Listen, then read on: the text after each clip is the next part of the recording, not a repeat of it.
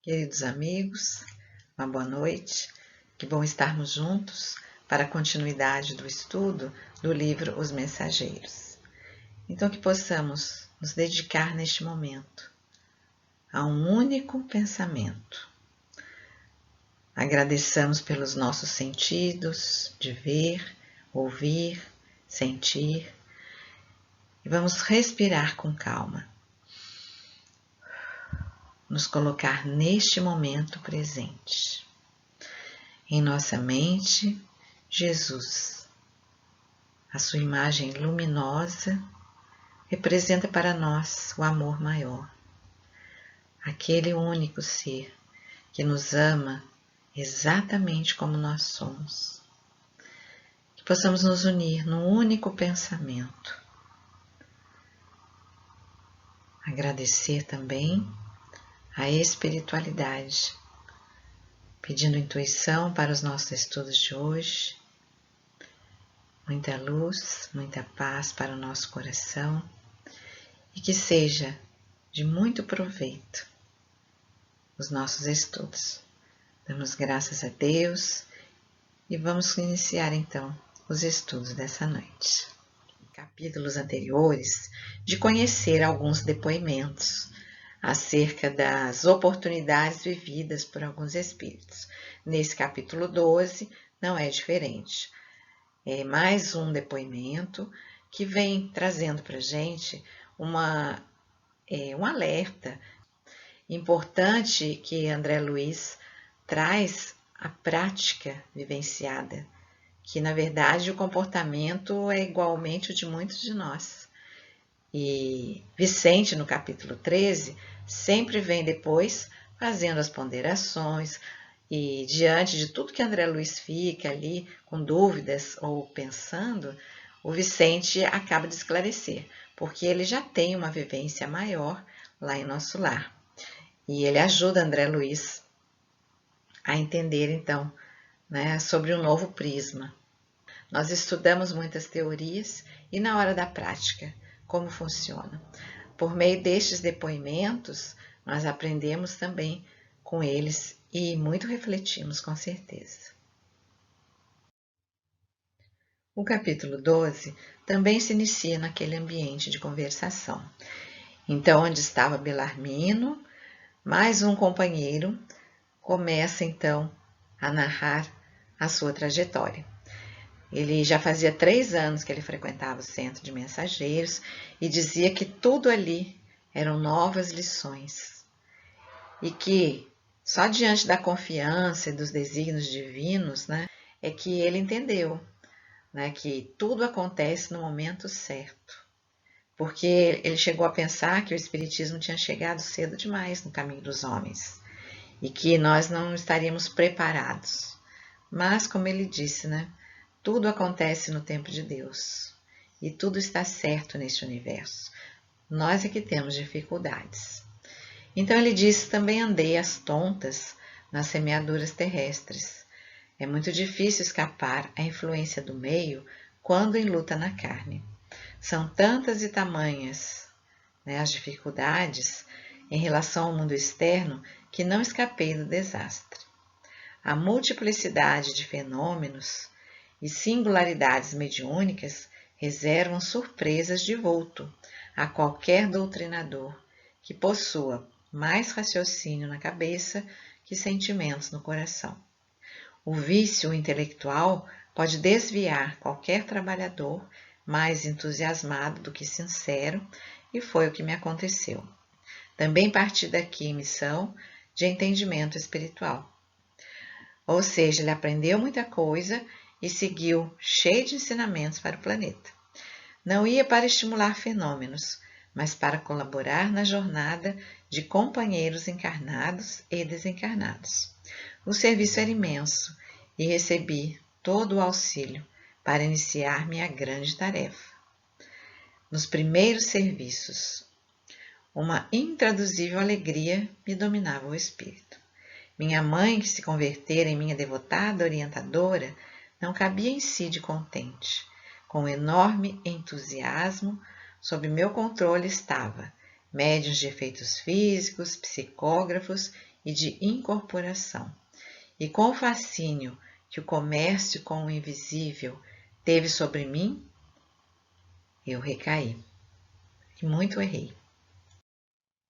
E como que ele se perdeu, não é? Ele se distraiu tanto com a sua vaidade, com o seu orgulho, que ele foi perdendo a essência moral da doutrina do Cristo. Ele trabalhava em 4 reuniões por semana e ele era assíduo, nunca faltava. Mas dar assistência aos espíritos que ele achava de condição muito inferior parecia uma tribuna para ele, onde ele sempre estava cheio de razão e ele podia falar o que ele queria. Então ele trazia lições prontas, ele decorava até tudo que ele ia falar. Rebaixar, aqueles espíritos, eles já sofriam muito. Então ele pegava o universo de culpa e trabalhava naquele universo. Dava grandes lições de moral. Aqueles que eram enganadores chamava de mentirosos, fazia valer toda uma lei acima deles. Nos processos de obsessão, o seu gosto era enfrentar os espíritos e reduzi-los a zero. Então entrava em discussões. Quando ele encontrava religiosos desencarnados que estavam perdidos, ele então dava grandes lições de moral, decorava as escrituras e vinha falar de uma verdade muito maior, se colocando acima de tudo aquilo. Então, podemos perceber que ele se desorientou e o quanto ele se afastou, tanto do que traz a doutrina, quanto dos ensinamentos de Cristo, que é muito pelo contrário. Ele prega a humildade e ele foi humilde desde o seu nascimento. Jesus teve toda uma trajetória de ensinamentos de amor e nunca se colocou, mesmo sendo superior, na sua condição de subjugar a qualquer um daqueles que encontrava e que sabia diante dos erros que cometiam. Nós tivemos a passagem de Madalena, tivemos muitas outras também, onde ele curava, auxiliava e tudo ele trazia ensinamento. E ainda pelas histórias mais humildes e simples, porque ele sabia a dificuldade que as pessoas teriam em compreender. E como é que a gente trabalha então essa doutrina no nosso dia a dia, para a gente não se perder dos ensinamentos? Ele diz que há muitas coisas que nos chamam ao erro, mas também nós temos a doutrina que nos diz para fazer o evangelho nas nossas casas, no mínimo uma vez por semana.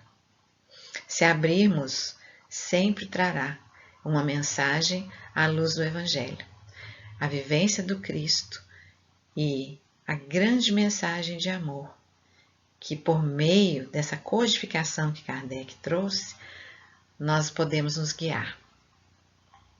Eu citei aqui o Evangelho no Lar, porque é um dia de nos aproximar também da palavra de Jesus.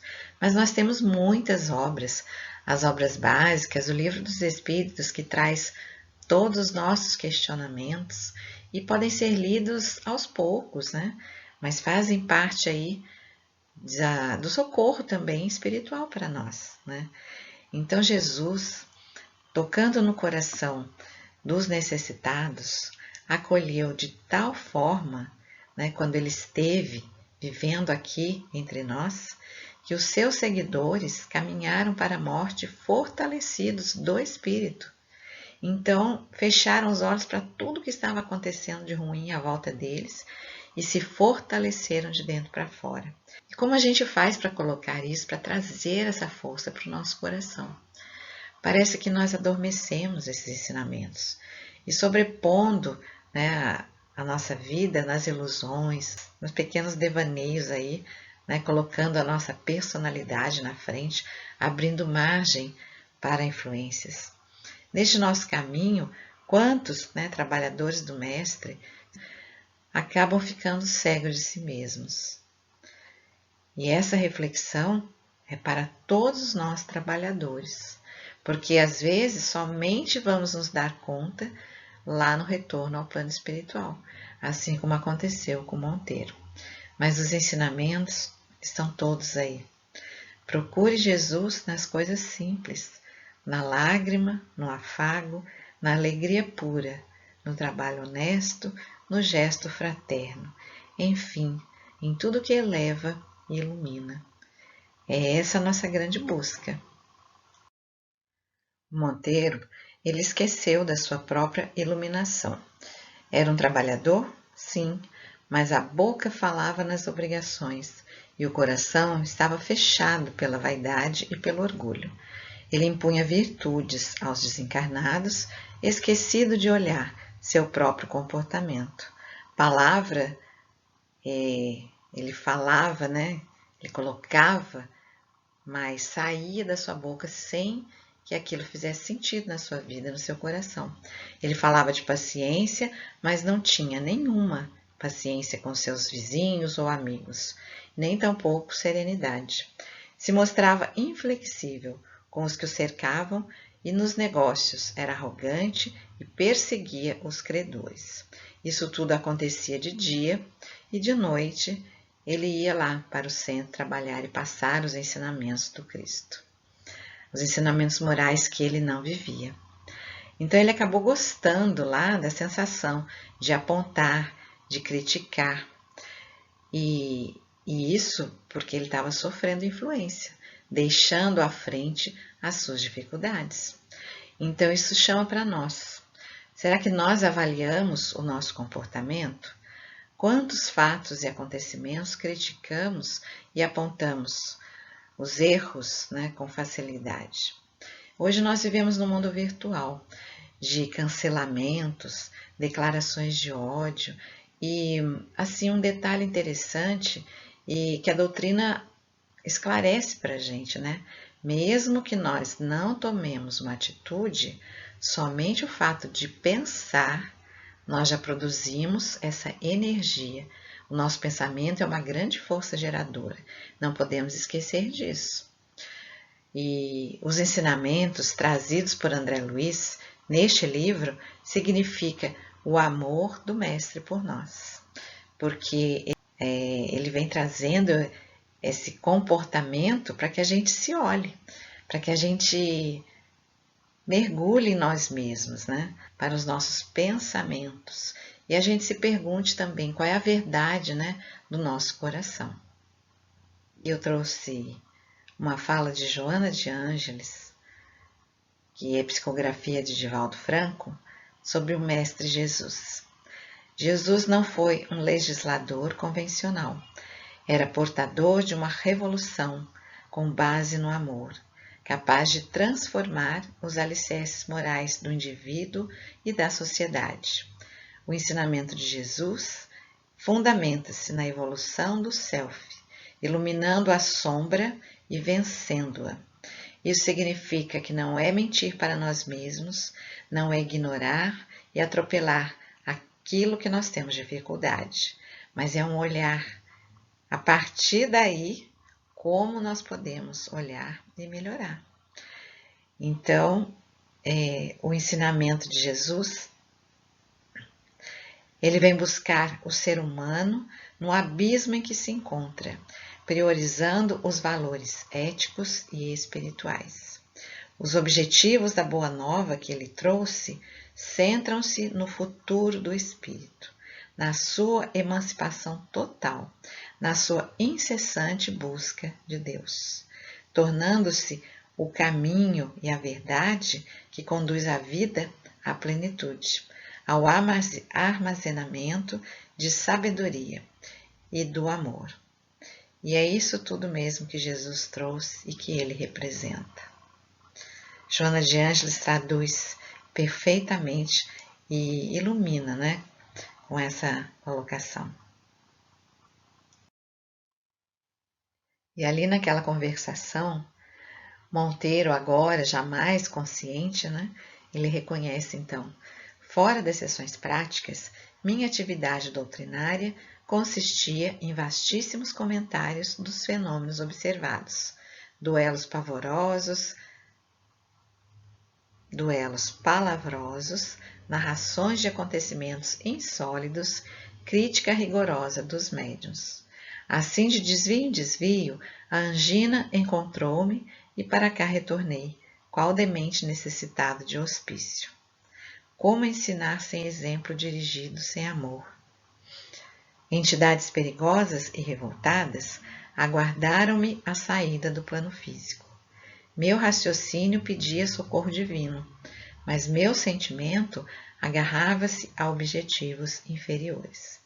Com a cabeça em súplica ao céu, mas o coração na terra, fui rodeado de seres malévolos, que repetiam minhas frases e minhas recomendações em atitude irônica. Eu roguei, gritei e me vi nesse tormento por muito tempo.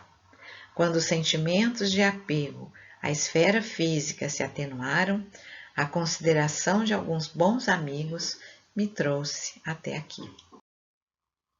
Então, lá naquela sua caminhada, mesmo com o espírito infeliz, mesmo em sofrimento, sendo socorrido, ele ainda chegou no plano espiritual revoltado. Não havia comandado o intercâmbio entre os dois planos, era o que ele pensava. Ele não tinha sido um trabalhador assíduo, não se consagrara ao esclarecimento dos desencarnados, então ele recebeu tratamento. Mas ele ficou tão indignado que ele pediu uma audiência com a ministra veneranda e ele queria as explicações. A ministra, que era muito ocupada, usou do seu momento de descanso para fazer-lhe uma visita. E depois de ouvir as suas lamentações durante horas, de ver o seu choro, amargurado, e ela esperou ele se cansar, e aí sim ela falou: meu amigo, a causa de sua derrota não é complicada nem difícil de explicar. Entregou-se você ao espiritismo prático, junto dos irmãos, mas nunca se interessou pela verdadeira prática do espiritismo, junto de Jesus, nosso mestre. É Jesus que deve ser o condutor. Foi ele que ensinou o melhor comportamento, não é? Naquele momento, as fichas foram caindo. E Monteiro, aturdido com a lição profunda, finalmente disse: sim, sim, estou procurando compreender. Ali ele recebeu aquele choque.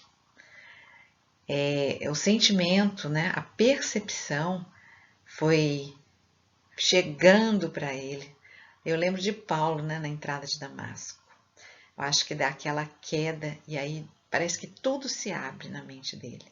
E neste momento ele entendeu tudo que ele havia feito contrariamente ao que tinha aprendido, o quanto ele tinha sido beneficiado pelo socorro e ainda queria exigir alguma coisa.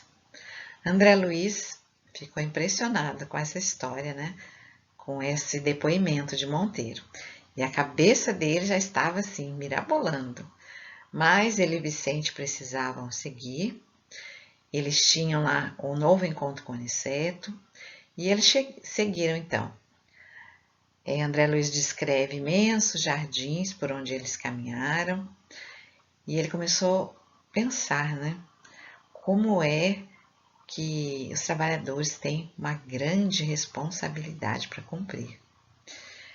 E como, era o trabalho lá nas câmaras de retificação, tudo que ele havia feito até ali.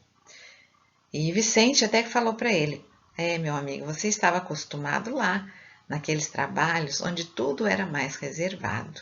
Você não sabia dessas histórias todas. Mas temos vários ministérios aqui onde as pessoas se encontram e fazem esses depoimentos, funcionam como se fosse uma partilha.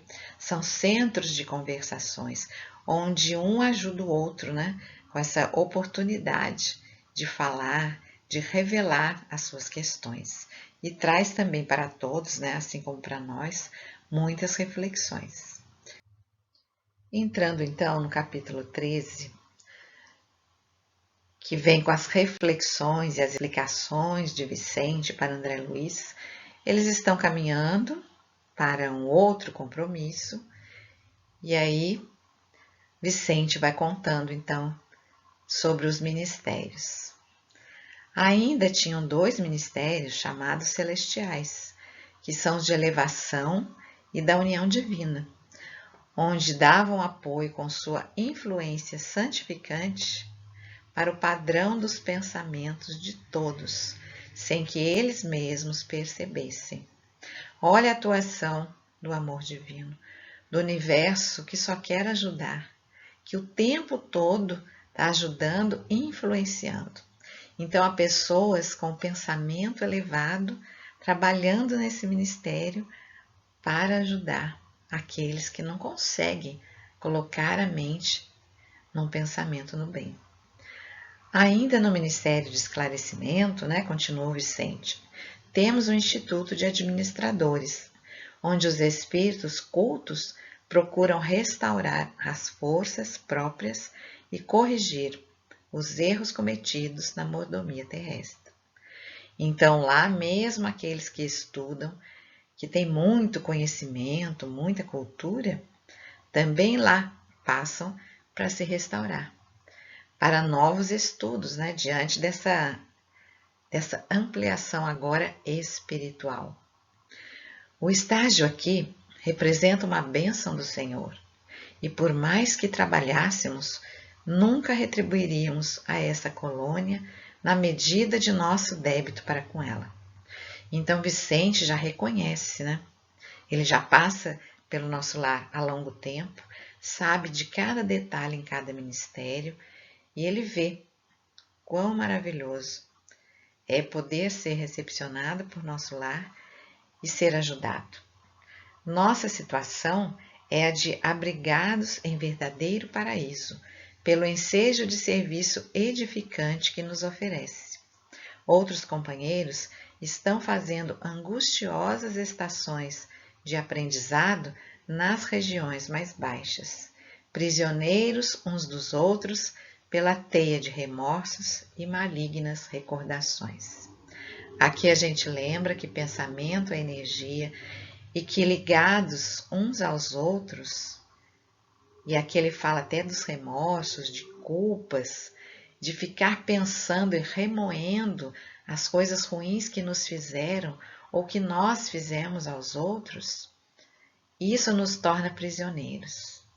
Sempre a doutrina vem nos lembrar. E esse estudo dos mensageiros vem nos lembrando disso também. Nós estudamos o livro Nosso Lar e agora com esse livro Os Mensageiros, essa passagem que Vicente vem falando sobre os ministérios, a gente já imagina que o nosso lar, a colônia, seja maravilhosa, que seria uma dádiva para nós estarmos lá. E isso, dada a grande necessidade nossa, não é por causa, por falta de lugares, por falta de estudo, não. Temos muitas casas espíritas, temos muita literatura, temos muitos estudos de vários tipos para a gente. Tem podcast, tem online, tem palestras de todo tipo para a gente estudar. As casas espíritas acolhem os trabalhadores, oferecem oportunidade, atendimento fraterno, porque nossas virtudes ainda são pouco desenvolvidas. Vicente, ainda falando sobre o ministérios, inclusive do esclarecimento, ele ainda fala que localizam-se ali os enormes pavilhões das escolas maternas. Olha que interessante, são milhares de irmãs que comentam por lá as desventuras da maternidade fracassada, buscando reconstituir energias e caminhos. Como é importante como temos responsabilidade sobre os nossos filhos. Ainda ali, no esclarecimento, temos os centros de preparação à paternidade. Grandes massas de irmãos examinam o quadro de tarefas perdidas e recordam com lágrimas o passado da indiferença ao dever. E aqui, todo o trabalho social que a gente faz, nós vemos que 70% ou mais das residências só temos a mãe e os filhos. A figura do pai é muito rara, nas periferias. É só realizar trabalhos por lá que a gente verifica isso. Então imagina lá, tem uma preparação, tem o estudo para esclarecer esse Ministério do Esclarecimento, para ajudar os irmãos a entender o sentido, né, da maternidade, da paternidade, e ainda oferece um local onde eles podem falar sobre isso, onde eles podem ser orientados. Neste mesmo ministério, também temos a especialização médica, onde nobres profissionais da medicina que perderam santas oportunidades de elevação lá discutem os seus problemas. E aí ele fala, né, que são médicos, então são profissionais que na Terra foram médicos. Mas lembrando aqui que tudo lá já é um outro universo, são questões espirituais. Os esclarecimentos à luz do coração, à luz do amor verdadeiro. Nunca estamos abandonados, muito eles nos ensinam, antes de encarnarmos e depois, fora as orientações que eles nos chamam aí o dia todo e durante a noite. André Luiz, né, logo falou em médicos, ele já pensou, olha, mas e nós não somos médicos, né? Por que nós não estamos lá então, no Ministério do Esclarecimento? E aí o Vicente fala que é porque eles, né, ele, André Luiz e Vicente, fracassaram como homens, né, mais do que na medicina. Não tiveram grandes problemas no exercício da medicina. O seu fracasso é mais moral. Então, o trabalho, né, conhecer essa situação vai ajudá-los mais. André sabia tudo que Vicente havia sofrido, mas ele não sabia o que é que Vicente fez, né? Por que ele, quais são os processos que ele passou, quais foram as realizações dele como médico. Então, ele sabe também que os falidos, né, nas missões terrestres são muitos, né? E por isso ele fala que como o nosso lar é acolhedor e como é importante passar nesses ministérios. E lá a sabedoria é tão grande que já sabe por que passar em cada ministério e qual é, vamos dizer assim, o ensinamento que os atrai e que os atende melhor. A sabedoria do Pai e do Universo é perfeita. Nós é que temos, né, grande dificuldade. Tem ministérios lá, como o de regeneração, né, que trabalham na renovação e coloca eles numa tarefa de obediência, coisa que eles precisavam aprender também. Então, cada um precisa aprender uma forma e lá tudo é dividido para o aprendizado. Esse é o verdadeiro caminho de evolução, né? Sobre os médicos que faliram em suas missões, ele vem falar então sobre a saúde como um patrimônio divino e que o médico é o sacerdote dela. Os que recebem o título profissional em nosso quadro de realizações e não usam a bem dos semelhantes, pagam com a indiferença, e os que dela abusam acabam situados no campo do crime. Imagina a medicina, não é responsável pelo cuidado, tem muitas vidas em suas mãos, não é? Jesus foi o mestre e foi médico do corpo e da alma, e ele deixou no mundo o padrão da cura. Ele proporcionava socorro ao corpo e ministrava fé às almas. Nós, porém, meu caro André, em muitos casos terrestres, nem sempre aliviamos o corpo e quase sempre matamos a fé. As palavras sensatas do amigo caíam-me na alma como raios de luz. Tudo era a verdade simples e bela. Ainda não pensara de fato em toda a grandeza do serviço divino de Jesus médico. Ele expulsara febres malignas, curara leprosos e cegos de nascença, levantara paralíticos, mas nunca ficava apenas nisso. Reanimava os doentes, dava-lhes esperanças novas, convidava-os à compreensão da vida eterna. E aí André Luiz pensa, né, no médico que ele foi e nas funções, né, que exerce também um médico na vida das pessoas. Vicente, então, segue contando, comentando com André Luiz. Tem um amigo, nosso colega de profissão, que se encontra nas zonas inferiores. Há alguns anos, atormentado por 2 inimigos cruéis. Acontece que ele muito faliu como homem e médico. Era cirurgião exímio, mas tão logo alcançou renome e respeito geral, impressionou-se com as aquisições monetárias e caiu desastradamente. Nos dias de grandes negócios financeiros, deslocava a mente das obrigações veneráveis, colocando-a distante, na esfera dos banqueiros comuns. Não fosse a proteção espiritual, essa atitude teria comprometido oportunidades vitais de muita gente.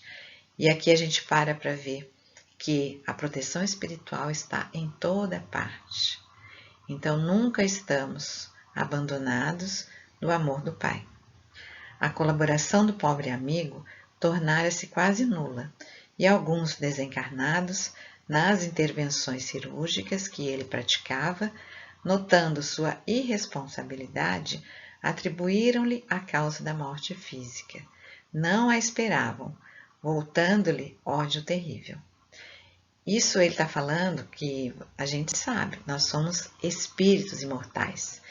Algumas pessoas que foram operados por esse médico, não sabiam aos olhos da carne o que ele estava pensando e como ele estava distraído. Mas o seu espírito, percebeu tudo isso. Então, como eles desencarnaram e não queriam, acabaram atribuindo ao médico a culpa. E aí adquiriram por ele esse ódio. E foram seus perseguidores por esse motivo. E aí, André Luiz, fala assim, poxa, mas como assim, Vicente? Ele não era culpado? E aí Vicente fala, vários foram esclarecidos, mas haviam 2, mais ignorantes e maldosos, que aí insistiram, e aí gostaram também de persegui-lo, e atrapalharam o seu processo, entrando na sua mente como uma culpa. André Luiz ainda pensou, poxa, mas como é que eles puderam entrar na mente dele e fazer isso com ele? Aí ele fala, olha, ele não tinha culpa nestes casos, mas a sua consciência, que se sentia culpada porque ele não tinha a segurança do dever cumprido, e aí por conta disso, ele acabou corroído pela própria culpa. Ele entrou em sofrimento, ele entrou em sintonia com essa obsessão, porque ele não era tranquilo. Ele não estava, ele se sentia responsável mesmo assim. Não especificamente naquela, mas ele era sim responsável pelo canal de obsessão, porque a obsessão é dos 2 lados. Assim como aqueles espíritos estavam com ódio dele, ele também entrou naquela sintonia pela sua insegurança. Ele se sentia em dívida. Isso lhe trazia um grande sofrimento. Ele vivia um universo de remorsos e culpas. E isso é que ajudava nessa sintonia aí. Então, neste capítulo 13, de tudo isso que o Vicente vem falando para André Luiz, nessas suas ponderações, ele vai ajudando o André Luiz a processar todas essas informações. Todo erro traz fraqueza, e assim sendo, o nosso colega, por enquanto, não adquiriu forças para se desvencilhar dos algozes perante a justiça divina. Portanto, ele não resgata crimes inexistentes, mas repara certas faltas graves e aprende a conhecer a si mesmo, a entender as obrigações nobres e praticá-las, compreendendo por fim a felicidade dos que sabem ser úteis com segurança, de fé em Deus e em si mesmos. Ah, sim, agora compreendo. Onde exista uma falta, pode haver muitas perturbações. Quando apagamos a luz, podemos cair em qualquer precipício. O capítulo termina com ambos então meditando sobre todas essas lições do dia e voltando para o ministério, porque aí eles iam ter, né, como a gente tinha visto, uma palestra com o Aniceto. Com essa explicação de Vicente, a gente vê que o sofrimento, as dores pelo qual nós passamos, não são castigos. Então, fala sempre do livre-arbítrio, né? Que nós temos a liberdade de agir, mas que essa ação provoca uma reação que vem sobre nós para nos ensinar e nos colocar de volta no prumo. A dor tem esse papel na nossa vida. Colocar de volta, porque ela chama a nossa consciência ao dever. Eu destaquei aqui uma frase que Vicente fala para André Luiz. A noção do dever bem cumprido, André, ainda que todos os homens permaneçam contra nós, é uma luz firme para o dia e abençoado travesseiro para a noite. Destacando aqui que quando nós estamos buscando cumprir aquilo que nos cabe, fazer da melhor forma o nosso trabalho, ser melhores naquilo que realizamos, isso é uma luz que nos ajuda a encontrar o nosso melhor, a nos afinizar com esse universo de bem que está aí ao nosso dispor. Aqueles mensageiros que nunca nos abandonam ao contato do nosso anjo da guarda, ao contato do universo espiritual que está ali, atuando para nos socorrer. Diante disso tudo que nós podemos ver nesses capítulos, há muito que refletir e muito que fazer. Nossa caminhada é longa, mas a doutrina nos abraça. O amor de Jesus por nós é infinito. Eu trouxe aqui uma prece de Emmanuel para nos inspirarmos, para finalizarmos aqui, elevando o nosso pensamento e fazermos a nossa prece final. Senhor, Tu que nos deste no tempo o sábio condutor de nossos destinos, faze-nos entender a bênção dos minutos, a fim de não perdermos o tesouro dos séculos.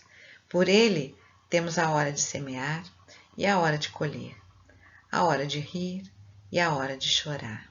Com ele temos a experiência da dor e da alegria, da ilusão e da realidade, do conforto e da angústia, que em nos transformando o raciocínio não nos alteram o coração. É por isso, Senhor, que te rogamos assistência e socorro. Ensina-nos a buscar-te, no respeito aos teus desígnios, no trabalho bem-vindo, no estudo de tuas leis, no serviço aos semelhantes, na contemplação da tua grandeza e na ação constante do bem. Assim, agradecemos essa oportunidade de estudo, essa oportunidade desse livro que traz tantas mensagens, e com essa oração agradecemos a espiritualidade que sempre está conosco. Encerramos o nosso estudo, dando graças a Deus. Assim seja. Até o próximo encontro. Obrigada pela atenção de todos.